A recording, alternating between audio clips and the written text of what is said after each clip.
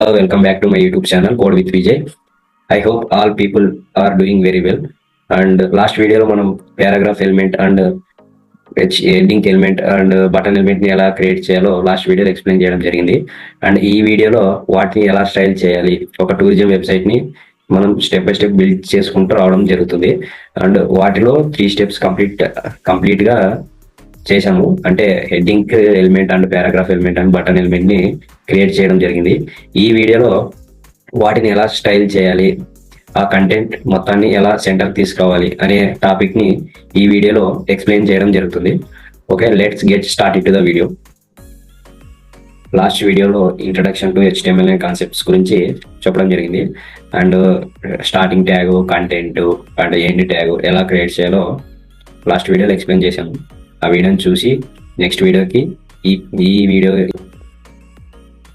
HTML elements, main heading elements and paragraph elements, button elements గురించి last video explain చేయడం జరిగింది. And ఈ వీడియోలో ఇంట్రడక్షన్ టు CSS. ఓకే, మనం CSS ని ఎలా స్టైల్ చేయాలి, కోడ్ ఎలా రన్ చేస్తాము, HTML అండ్ CSS కోడ్ ని ఎలా కంబైన్ చేస్తాము అనే కాన్సెప్ట్స్ గురించి స్టెప్ బై స్టెప్ ఎక్స్ప్లెయిన్ చేస్తాను.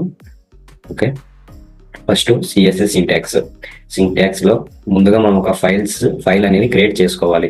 దాన్ని రూల్ సెట్ అంటారు, సెలెక్టర్, ప్రాపర్టీ, వాల్యూస్ గురించి ఎక్స్ప్లెయిన్ చేస్తాను. CSS ప్రాపర్టీస్ లోన టెక్స్ట్ అలైన్ అనే ప్రాపర్టీ గురించి ఎక్స్ప్లెయిన్ చేద్దాం. అండ్ కంబైండింగ్ HTML అండ్ CSS ఎలా కంబైన్ చేస్తాము, HTML అండ్ CSS అనే దాని గురించి, and container element, div element గురించి, అండ్ క్లాస్ అట్రిబ్యూట్ గురించి ఈ వీడియోలో ఎక్స్ప్లెయిన్ చేస్తాను. ఓకే, అండ్ మనం లాస్ట్ వీడియోలో tourism heading and paragraph and button element create చేసాము. ఆ త్రీ ఎలిమెంట్స్ ని మనం సెంటర్లోకి ఎలా మూవ్ చేయాలి అనే కాన్సెప్ట్ ఈ వీడియోలో మీకు ఎక్స్ప్లెయిన్ చేస్తాను. ఓకే, ఫస్ట్ మనం ఏదైనా ఒక HTML డాక్యుమెంట్ ని చూసినప్పుడు మీరు మైండ్ లో ఒకటి విజువలైజ్ చేసుకోవాలి. దాన్ని పార్ట్స్ వైజ్ గా డివైడ్ చేసుకోవాలి. మైండ్ లో ఆటోమేటిక్ గా పార్ట్స్ అనేవి డివైడ్ చేసుకొని వాటిని స్టెప్ బై స్టెప్ క్రియేట్ చేయాలి. And CSS meaning cascading style sheets. Okay, cascading style sheets. ముందుగా మనం ఒక ఫైల్ ని క్రియేట్ చేసుకోవాలి, దాన్ని రూల్ సెట్ అంటారు. ఓకే, ఒక సెలెక్టర్ మీన్స్ ఎనీ టైప్, మీకు నచ్చిన నేమ్, అక్కడ మీరు ఏదైతే కరెక్ట్ గా ఏదైనా నేమ్ సెలెక్ట్ చేసుకోవాలి. సపోజ్ ఇక్కడ నేను వాటిని అన్ని HTML హెడ్డింగ్ ఎలిమెంట్ ని అండ్ పారాగ్రాఫ్ ఎలిమెంట్ ని బటన్ ఎలిమెంట్ ని సెంటర్లోకి మూవ్ చేయాలనుకుంటున్నాను. కాబట్టి నేను ఇక్కడ సెలెక్టర్ నేను సెంటర్ అని ఇస్తాను. మీరు ఏదైనా ఇచ్చుకోవచ్చు, ఇక్కడ సెంటర్ ఆర్ సెంటర్ అలా ఏదైనా ఇవ్వచ్చు.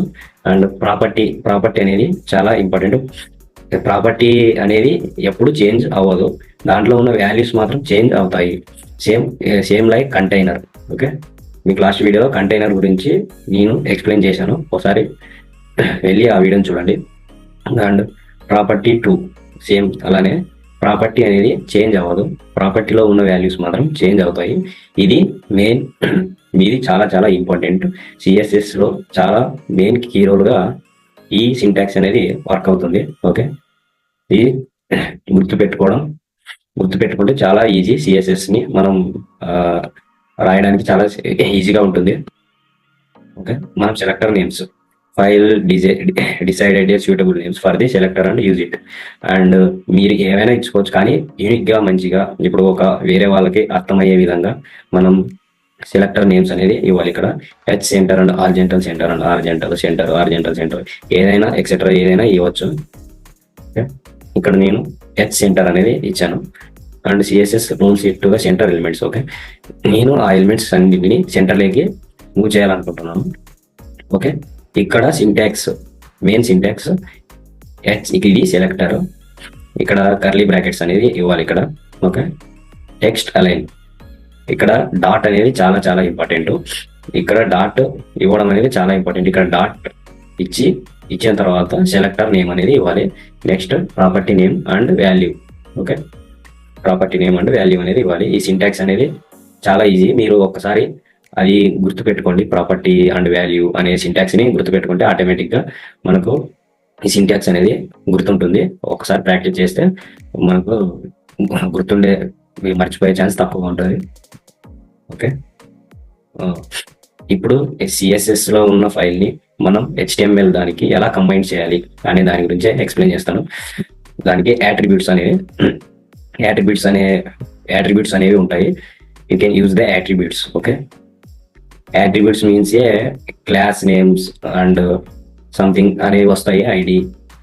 మనం ఇప్పుడు క్లాస్ అనే దాని గురించి నేర్చుకున్నాం. Attributes provide additional information. Okay, attribute అనేది CSS లో ఉన్న అడిషనల్ ఇన్ఫర్మేషన్ ని మనకు HTML లేక స్టైల్ చేయడం జరుగుతుంది.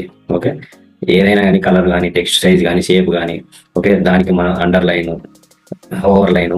ఓకే, అది ఇక్కడ మనకు ఇంతకుముందు లాస్ట్ వీడియోలో start tag, content, end tag అనే దాని గురించి మనం ఆల్రెడీ ఎక్స్ప్లెయిన్ చేయడం జరిగింది. ప్రతి ఎలిమెంట్స్ కు ఇదే ఉండదు HTML యాట్రిబ్యూట్స్. ఓకే, మనం వాటిని ఎలా యాడ్ చేయాలి? CSS లో ఉన్న సెలెక్టర్ నేమ్ ని మనం HTML లో ఉన్న యాట్రిబ్యూట్ ని ఎలా యాడ్ చేయాలంటే, ఇక్కడ యాట్రిబ్యూట్ యాట్రిబ్యూట్ నేమ్ అనేది ఇవ్వాలి. యాట్రిబ్యూట్ నేమ్ ఏమి ఇవ్వాలంటే ఇక్కడ క్లాస్ అనే నేమ్ ఇవ్వాలి. నెక్స్ట్ వాల్యూ, మనం HTML లో ఏదైతే సెలెక్టర్ నేమ్ ఇచ్చింటామో సెలెక్టర్ నేమ్ మనం టైప్ చేసింటామో ఆ సెలెక్టర్ నేమ్ ని ఇక్కడ వాల్యూ కింద మనం ఇక్కడ ఇవ్వాలి. కంటెంట్ తర్వాత ఎండ్ ట్యాగ్ అనేది ఇచ్చేయాలి. And attributes, elements and main headings. Okay, start tag, content, end tag same అలానే. H1 అనే హెడ్డింగ్ కూడా మనం అలానే స్టైల్ చేస్తాం. ఒకసారి ఇక్కడ క్లాస్ సెంటర్. ఓకే, ఇక్కడ ఇది యాట్రిబ్యూట్ నేమ్, ఇది attribute value. Same like CSS లో ప్రాపర్టీ అండ్ వాల్యూ అని ఉంటుంది కదా, ఇక్కడ HTML లో class attribute name and attribute value అనేది ఉంటుంది. ఇక్కడ మనం యాట్రిబ్యూట్ వాల్యూస్ అనేది ఎన్నైనా ఇవ్వచ్చు ఇక్కడ క్లాస్ కి. ఓకే, అది ఎందుకు ఇవ్వచ్చు అనే దాన్ని ముందు వీడియోలో ఎక్స్ప్లెయిన్ చేస్తాను. All the elements at the once. Okay, main heading, paragraph and button all at once. Okay, ఇప్పుడు మనం HTML element, H1 element and paragraph element and button elements ని ఒక గ్రూప్ గా యాడ్ చేయాలి. ఒక కంటైనర్ లో యాడ్ చేయాలి. ఓకే, వాటిని మొత్తం ఒకటేసారి మనం సెంటర్ లోకి తీసుకురావాలి. కాబట్టి అప్పుడు మనం ఇక్కడ ఒక కొత్త ఎలిమెంట్ అనేది వస్తుంది. దాన్ని div ఎలిమెంట్ అంటారు, కానీ div కంటైనర్ కింద తీసుకుంటారు. దాన్ని div ఎలిమెంట్ అనొచ్చు, కానీ కంటైనర్ అంటే మనకు బాగా గుర్తుంటుంది. ఓకే, కంటైనర్ ఎలిమెంట్ ఇక్కడ రియల్ వరల్డ్ లో మనకు జరిగేది, ఒక కంటైనర్ లో, ఒక బాక్స్ లో మనం ఏవైనా ఐటమ్స్ యాడ్ చేసి వాటిని ప్యాక్ చేసుకొని ఒక కంటైనర్ లో తీసుకొని వెళ్తాము. అలానే ఇక్కడ కూడా మనకి heading element and paragraph element, button element ని ఒక ఐటమ్ మాదిరి వాటిని స్టోర్ చేసి ఒక కంటైనర్ లో తీసుకొని మనం వాటిని మొత్తాన్ని ఒకే కంటైనర్ లో గ్రూ చేయడం జరుగుతుంది. ఓకే, ఇప్పుడు అలానే ఒక ఎగ్జాంపుల్ చూపిస్తాను. Okay, give container element syntax ఇలా ఉంటుంది. స్టార్ట్ ట్యాగ్ అండ్ మధ్యలో ఎలిమెంట్స్ అనేవి యాడ్ చేయొచ్చు, like HTML, H1 element, paragraph element, ఇంకా బటన్ ఎలిమెంట్స్, ఇంకా ఎలిమెంట్స్ చాలా ఉంటాయి. వాటి గురించి ముందు వీడియోస్ లో ఎక్స్ప్లెయిన్ చేస్తాను. Okay, adding div. Okay, div element ని ఇక్కడ యాడ్ చేద్దాము.